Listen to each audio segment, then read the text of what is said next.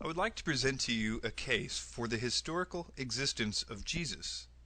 Lately, there have been many people who have been claiming that there is no evidence to verify his actual existence. It has become so widely claimed by recent speakers that most of us take for granted what we have been told, although it is rare to find anyone who has actually looked for themselves to verify this claim. First, you should know that this view is a new one. All throughout history, skeptics used to claim that Jesus didn't rise from the dead, or that his miracles were only parlor tricks, or that the disciples stole his body from the tomb, but they never claimed he didn't exist. Claiming that he never existed only became possible recently due to the long period of time that has passed since the first century. In the same way, right now it would be ludicrous to say that your great-grandfather never existed. But 1900 years later, it would be easy to convince someone of it. In actuality, there is much more evidence for Jesus' existence than there is for almost any important or famous person of that time. In this presentation, we will be using only non-biblical evidence. In other words, we won't be using the Bible to prove the Bible. We will also be stopping after every account to address the typical skeptical questions about each claim. I warn you though, if you watch this video, you will no longer be able to believe that there is no evidence for the existence of Jesus, and you might even start to question the integrity of the research of those that have told you that there isn't. I will be quoting from a website called thedivineevidence.com, and I will link it in the description section of this video. Cornelius Tacitus lived from 55 to 120 AD. Tacitus was a 1st and 2nd century Roman historian who lived through the reigns of over half a dozen Roman emperors. Considered one of the greatest historians of Rome, Tacitus verifies the biblical account of Jesus' execution at the hands of Pontius Pilate, who governed Judea from 26 to 36 AD during the reign of Tiberius. Tacitus writes the following: Christus, the founder of the Christian name, was put to death by Pontius Pilate, procurator of Judea in the reign of Tiberius. But the pernicious superstition, repressed for a time, broke out again, not only through Judea, where the mischief originated, but through the city of Rome also. It would confirm the following: that Jesus did exist, that he was the founder of Christianity, that Jesus was put to death by Pilate, that Christianity originated in Judea with Jesus, and that Christianity later spread to Rome. Skeptic Interjection 1. Could Tacitus have taken his information from Christian sources? Answer. Because of his position as a professional historian and not as a commentator, it is more likely that Tacitus referenced government records over Christian testimony. It is also possible Tacitus received some of his information from his friend and fellow secular historian Pliny the Younger. Yet, even if Tacitus referenced some of Pliny's sources, it would be out of his character to have done so without critical investigation. An example of Tacitus criticizing testimony given to him even from his dear friend Pliny is found here in Annals 55. Tacitus distinguishes between confirmed and hearsay accounts almost 70 times in his History. If he felt this account of Jesus was only rumor or folklore, he would have issued his usual disclaimer that this account was unverified, but he did not. Skeptic Interjection 2. Could this passage have been a Christian interpolation or forgery? Answer. Judging by the critical undertones of this passage, it is highly unlikely. Tacitus refers to Christianity as a superstition and an insuppressible mischief. Furthermore, there is not a surviving copy of Tacitus's Annals that does not contain this passage. There is no verifiable evidence of tampering of any kind in this passage. Skeptic Interjection 3. Why is this passage not quoted by the early church fathers? Answer. Due to the condescending nature of Tacitus's testimony, early Christian authors most likely would not have quoted such a source, assuming Tacitus's writings were even available to them. However, our actual answer comes from the context of the passage itself. Nothing in Tacitus's statement mentions anything that was not already common knowledge among Christians. It simply provides evidence of Jesus' existence, which is a topic not debated at this point in history. Let's move on to Lucian of Samosata. Lucian was a 2nd century Greek satirist and rhetorician who scornfully describes his views of early Christianity. Though he ridicules the Christians and their Christ, his writings confirm Jesus was executed via crucifixion and that he was the founder of Christianity. He says, "The Christians, you know, worship a man to this day, the distinguished personage who introduced their novel rites and was crucified on that account. It was impressed on them by their original lawgiver that they are all brothers from the moment that they are converted and deny the gods of Greece and worship their crucified sage and live after his laws." What this passage reveals and how it confirms the biblical account: 1. That Jesus did exist. 2. That Jesus was the founder of Christianity. 3. Jesus was worshipped by his followers. And 4. That Jesus suffered death by crucifixion. Skeptic Interjection 1. Can we consider Lucian's testimony reliable, due to the source being a literary work? Answer. Lucian's comments revolved around historical events. In Lucian's work, The Way to Write History, he openly criticizes his contemporaries, who distort history to flatter their masters or those who fill in historical gaps with their personal conjecture.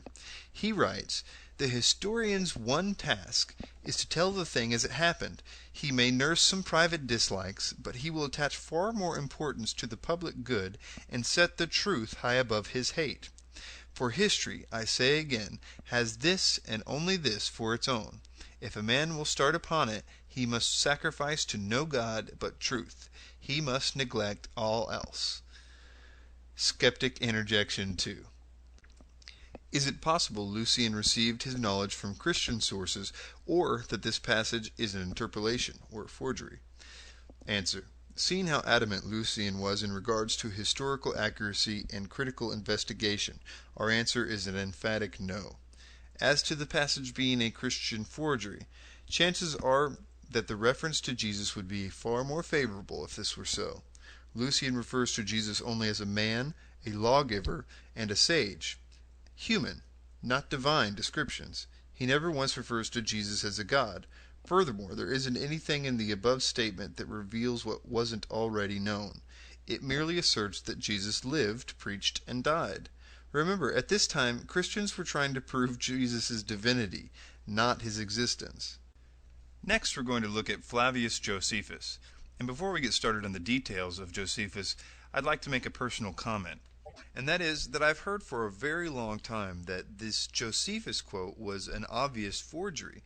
But if you look into it, you'll find that there are really only two different versions of this particular account of Josephus's talking about Jesus. He actually talks about Jesus in another account that's not disputed, but this particular one is. And what you'll find is that there's really two versions, and they don't really differ in anything important. At least when we're arguing Jesus' existence, because they both admit that he existed, that he was crucified by Pontius Pilate, that he had many followers, both Jews and Gentiles, and that he performed what Josephus calls wonderful works. I think one reason that this particular passage of Josephus has been singled out for accusations and even misinformation is that it's a very good account from a very prominent historian who lived at that time and would have probably interviewed the apostles themselves. All of that being said, there is a lot to debate and to talk about this particular passage and the other passage that Josephus mentions Jesus in. So let's look into it. This is what was written. Now, there was about this time Jesus, a wise man, if it be lawful to call him a man, for he was a doer of wonderful works, a teacher of such men as received the truth with pleasure. He drew over to him many of the Jews and many of the Gentiles. He was the Christ, and when Pilate, at the suggestion of the principal men among us, had condemned him to the cross, those that loved him at first did not forsake him, for he appeared to them alive again the third day, as the divine prophets had foretold these and 10,000 other wonderful things concerning him. And the tribes of Christians so named for him are not extinct at this day. This is what the other version reads. Now, there was about this time Jesus, a wise man, for he was a doer of wonderful works, a teacher of such men as received the truth with pleasure. he drew over to him both many of the Jews and many of the Gentiles.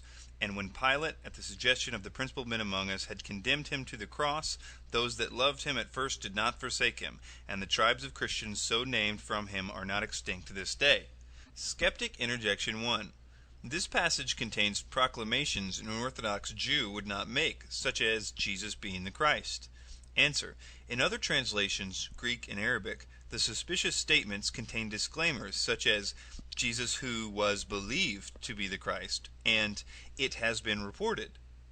This presents the theory that Josephus was recording the beliefs regarding Jesus and not necessarily his personal opinion, as a responsible historian should do.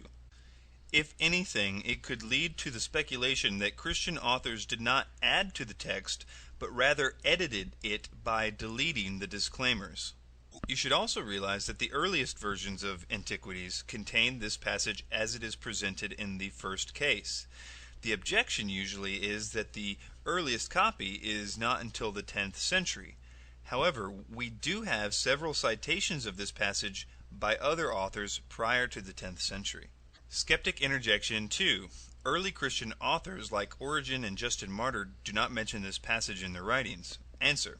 I'm not sure what the motive behind this objection is, because Origen does reference the other passage by Josephus, yet critics claim the reference is too late to be reliable. But, for the argument's sake, if we assume this passage did exist in the form most scholars believe it did, the early church fathers might not have felt the need to refer to it.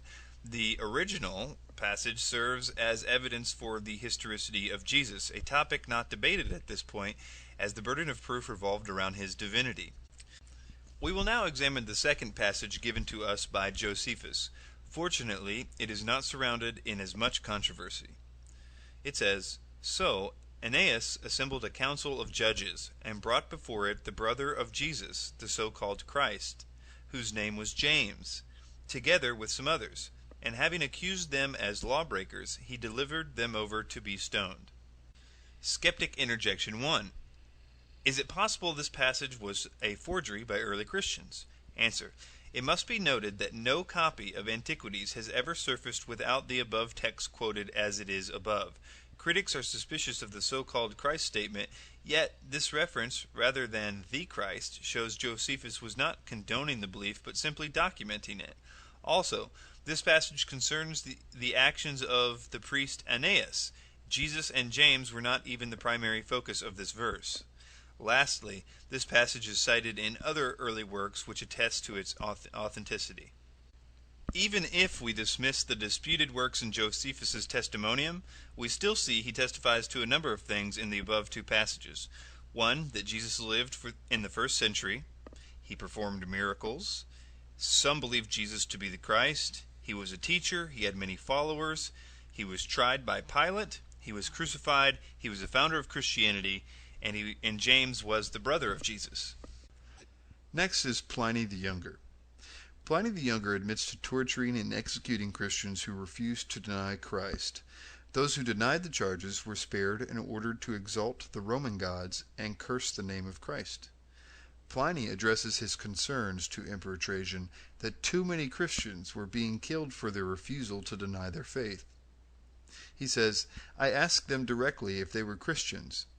Those who persisted, I ordered away. Those who denied that they were or ever had been Christians worshipped both your image and the image of the gods and cursed Christ. They used to gather on a stated day before the dawn and sing to Christ as if he were a god. All the more I believed it necessary to find out what was the truth from 2 servant maids, which were called deaconesses, by means of torture. Nothing more did I find than a disgusting fanatical superstition. Therefore I stopped the examination and hastened to consult you, on account of the number of people endangered, for many of all ages, all classes, and both sexes already are brought into danger. In Pliny's letter to Emperor Trajan. Though Pliny states some of the accused denied the charges, a recurring theme in the correspondences between Pliny and Trajan is the willingness of the true believer to die for Christ. This would hardly be reasonable if they knew he never existed. Skeptic Interjection 1. How does dying for one's belief verify the actual existence of Jesus? The sincerity of a belief does not necessarily make the belief true. How does this passage specifically confirm a historical Jesus and not just the existence of Christians in Rome? Answer. Pliny states Christians worshipped Christ as if he were a god. This indicates one who would not normally be considered a god, such as a human who was exalted to divine status. Also, the early Christians would have been in a position to know if Jesus was a historical figure or not. Though critics can claim these martyrs took Jesus' existence solely on faith, common sense tells us that there would have been a lot more evidence of a historical Jesus at this time than what has been preserved until today. According to early historians, Jesus' great-nephew and other relatives were still alive, as well as the associates of the original apostles. Such individuals could easily verify his existence. Also, documents which have been lost to us were still in existence, such as Jesus' trial records and the census records of his birth, and were even referenced by early authors who wrote about Jesus. These individuals had every reason to be certain of Jesus' existence and were willing to die because of it. Skeptic interjection 2. Pliny also states some recanted their testimony. Perhaps they did so because they knew Jesus was a myth. Answer. There are several rational explanations as to why some would recant their Christian beliefs. Pliny readily admits to torturing some of the accused. Are admissions or denials really credible under torture? Also, the accused knew if they did not recant, they would be put to death. Fallible human rationalization, confess and go home, and work out the hard feelings with Jesus later, or suffer crucifixion. Also, some of the accused could have been lackadaisical Christians who half-heartedly accepted Christianity because of a spouse, parent, or friend, and would have had no problem reverting back to paganism upon facing persecution. There were half-hearted Christians 2,000 years ago, just like there are half-hearted Christians today. Just because there were some who may have recanted out of fear or poor judgment doesn't dismiss the deaths of the other individuals who were certain of Jesus' existence and died because they refused to curse him. Next is Celsus. Celsus was a 2nd century Roman author and an avid opponent of Christianity. He went to great lengths to disprove the divinity of Jesus, yet never denied his actual existence. Unfortunately for Celsus, he sets himself up for criticism by mimicking the exact accusations brought against Jesus by the Pharisees, which had already been addressed and refuted in the New Testament. There are two very important facts regarding Celsus which make him one of the most important witnesses in this discussion. Though most secular passages are accused of being Christian interpolations, we can accept with certainty that this is not the case with Celsus. The sheer volume of his writings, specifically designed to discredit Christianity, coupled with the hostile accusations presented in his work, dismiss the chance immediately.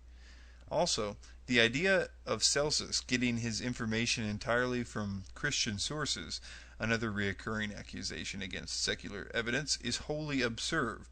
He is obviously aware of his opponent's belief, as anyone who is engaging in a debate should be. Celsus wrote his exposition in a form of dialogue between a, quote, Jewish critic and himself. This gives us cause to believe that he used non-Christian, probably Jewish, sources. On Jesus' miracles, he writes, Jesus, on account of his poverty, was hired out to go to Egypt. While there, he acquired certain magical powers. He returned home highly elated at possessing these powers, and on the strength of them gave himself out to be a god. It was by means of sorcery that he was able to accomplish the wonders which he performed. Let us believe that these cures, or the resurrection, or the feeding of a multitude with a few loaves, these are nothing more than the tricks of jugglers. It is by the names of certain demons and by the use of incantations that the Christians appear to be possessed of miraculous power. Not only does Celsus confirm Jesus' existence here, he also tries to debate the source of his miracles. Like the Pharisees of Jesus' day, Celsus tries to dismiss these miracles as both demonic possession and cheap parlor tricks. However, he is clearly grasping at straws. On one hand, Celsus accuses Jesus of performing magic learned in Egypt, then later states it is by the power of possession, then states the miracles were not really miracles at all, but were illusionary tricks performed by a deceiver, then finally states that the miracles never occurred. On the virgin birth, he writes, Jesus had come from a village in Judea, and was the son of a poor Jewess who gained her living by the work of her hands. His mother had turned out by her husband, who was a carpenter by trade, on being convicted of adultery with a Roman soldier named Penthria. Being thus driven away by her husband and wandering about in disgrace, she gave birth to Jesus, a bastard. Celsus acknowledges Jesus' birth and existence, but does not accept the concept of a virgin conception. He tries to dismiss Mary's premarital pregnancy as a result of an affair she had with a Roman soldier. Strangely enough, there is a very similar passage in the Jewish Talmud, which makes the same accusation. This gives us reason to believe that Celsus may have referenced Jewish sources for some of his arguments. On the crucifixion, Celsus writes, Jesus accordingly exhibited after his death only the appearance of wounds received on the cross, and was not in reality so wounded as he is described to have been. In this statement, Celsus confirms Jesus' death by crucifixion, although he claims the only wounds Jesus received were those inflicted by the crucifixion, thus denying any previous torture had taken place. But not even history offers Celsus the benefit of the doubt, as floggings were the standard form of torture given to victims prior to the crucifixion. Celsus contradicts himself yet again when he later states that Jesus was probably never even crucified, but instead had an impostor die in his place. Skeptic Interjection 1. Celsus also states, "It is clear to me that the writings of the Christians are a lie, and that your fables are not well enough constructed to conceal this monstrous fiction." So how do we know that Celsus is referring to a historical Jesus and not just debating a myth of Jesus? Answer. Evidence which shows Celsus to be refuting aspects of a historical Jesus is as follows. Number 1. Satisfied with his presentation of evidence, Celsus offers his conclusion that Jesus was only a man, not a myth or a god, as the apostles had claimed. That's pretty clear that he thought that he existed. Number 2, instead of denying the alleged events, Celsus offers alternative theories to the early Christian claims, like the virgin birth being a cover-up for an illegitimate pregnancy, and the miracles actually being the works of sorcery. If he was discussing a mythical character, he would not have needed to go to such lengths, but to merely have dismissed Jesus as a myth. After all, there is no easier way to discredit a religion than to assert its founder never existed. Of course, this is the argument Celsus never makes. Number 3. Celsus refers to his belief that the claims such as the virgin birth and the resurrection were embellishments created by Christians, not that Jesus himself was a myth. Celsus was debating the claims of Jesus' divinity, not his existence. Gaius Suetonius Tranquillus lived from 69 to 130 A.D. Suetonius was a prominent Roman historian who recorded the lives of Roman Caesars and historical events surrounding their reigns. He served as a court official under Hadrian and as an analyst for the imperial house. Suetonius records the expulsion of Christian Jews from Rome, mentioned in Acts 18 verse 2, and confirms the Christian faith being founded by Christ. He says, "As the Jews were making constant disturbances at the instigation of Christus, Claudius expelled them from Rome." Skeptic Interjection 1. Because Suetonius misspells Christus as Chrestus, is it possible that he was referring to someone else? Answer. Because Chrestus was an actual Greek name, critics speculate Suetonius may have been referring to a specific civil agitator. I would like to present a few arguments as to why I feel this is a reference to Jesus. In order to get as close to the author's intent as possible, this is the passage as it exists in the original Latin. Suetonius seems to imply the word Christus as a title, not as a reference to a particular rebel. Though I have seen critics cite the passage as a certain one, Christus, We can see that this is incorrect by the lack of the original quodam in the original Latin. Suetonius uses the word instigation, not instigator. The Latin word referring to an instigator is impulsor, but the term referring to an instigation is impulsore. And this is the word Suetonius uses, thus affirming the belief that he is using the word Christus as a title and not as a name. It was common for both pagan and Christian authors to spell the name using either an E or an I, and we know that the Christian authors were obviously referring to Jesus when they spelled the name Christus. Tertullian criticizes pagan disdain or hate for Christianity and points out the fact that they can't even spell the name correctly. He implies the common misspelling of Crestius by their use of the term Christians. He writes, "Most people so blindly knock their heads against the hatred of the Christian name, it is wrongly pronounced by you as Christians, for you do not even know accurately the name you hate. But the special ground of dislike to the sect is that it bears the name of its founder." Apology, chapter 3. Next is Thallus, unknown to 52 AD. Although his works exist only in fragments, Julius Africanus debates Thallus' explanation of the midday darkness which occurred during the Passover of Jesus' crucifixion. Thallus tries to dismiss the darkness as a natural occurrence, a solar eclipse. But Africanus argues, and any astronomer can confirm, a solar eclipse cannot physically occur during a full moon, due to the alignment of the planets. Phlegon of Tralles, a 2nd century secular historian, also mentions the darkness and tries to dismiss it as a solar eclipse. He also states the event occurred during the time of Tiberius Caesar. This is what was written. On the whole world there pressed a most fearful darkness. The rocks were rent by an earthquake, and many places in Judea and the other districts were thrown down. The darkness Thallus, in the 3rd book of his history, calls, as appears to me without reason, an eclipse of the sun. For the Hebrews celebrate the Passover on the 14th day according to the moon, and the Passion of our Savior falls on the day before the Passover. But an eclipse of the sun takes place only when the moon comes under the sun, and it cannot happen at any other time. Phlegon records that, in the time of Tiberius Caesar, at the full moon, there was an eclipse of the sun from the 6th hour to the 9th, manifestly that one of which we speak. Skeptic Interjection 1. Why doesn't Pliny the Elder or Senencia mention this event in their writings? Answer. Pliny focused his writings on natural astronomical events that had physical scientific explanations. It is doubtful that he would have found it necessary to record an event of supernatural origin.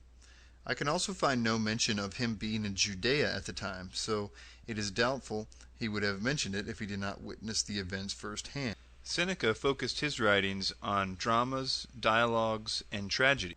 And like Pliny, it is doubtful he was in Judea during this event. Skeptic Interjection 2. Because Thallus' and Phlegon's work exist only in fragments, can their testimonies be considered reliable? Answer. This is something the reader will have to determine on their own. Africanus was an honest, qualified author who did not alter the quotes to serve his own purpose.